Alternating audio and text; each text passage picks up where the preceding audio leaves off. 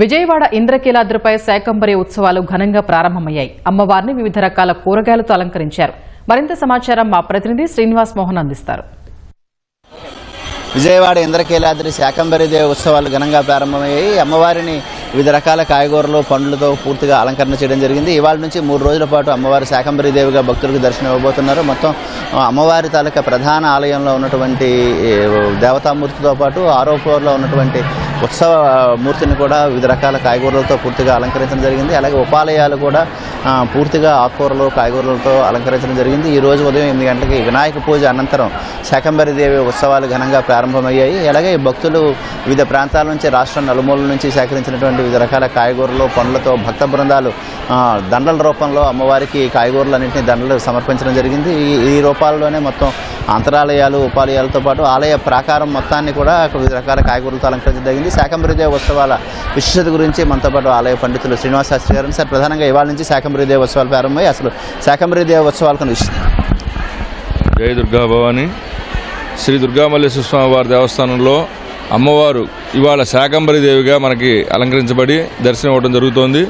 ఇది మనకి పూర్వం మనకొక ఈ భూమి అంతా కూడా బీడుపడిపోయి వానలు లేక పంటలు లేక మొత్తం అంతా కూడా ఈ భూలోకం అంతా కూడా అల్లకొల్లం అయిపోయే పరిస్థితిలో అమ్మవారు శాకంబరి దేవిగా ఉద్భవించి ఆవిడ అవతారం ఈ యొక్క కాయగూరలు ఆకుకూరలు అట్లాగే అన్ని రకాల ఫలాలు అన్నిటితోటి కూడా మనకి ఈ యొక్క భూమి అంతా కూడా సుభిక్షంగా ఉండడం కోసం ఆవిడ అవతరించింది. అట్లాంటి అమ్మవారిని ఇవాళ మనం శాకంబరి దేవిగా అన్ని రకాల పూలతోటి కాయగూరలతోటి ఆకుకూరలతోటి అలంకరించడం జరిగింది.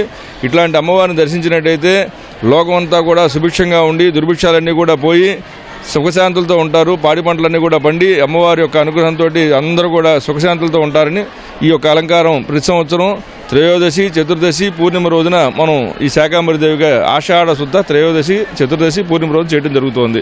ఇట్లాంటి అమ్మవారిని ప్రతి వారు కూడా దర్శించి అమ్మవారి యొక్క అనుగ్రహాన్ని పొందాలని కోరుకుంటున్నాం. అమ్మవారికి ఆషాఢ మాసం సారి సందర్భం సారి సమర్పణ జరుగుతుంది. మరోవైపు శాకంబరి దేవి ఉత్సవాలు కూడా ఉన్నాయి. కొంతపాటు భక్తున్నారు.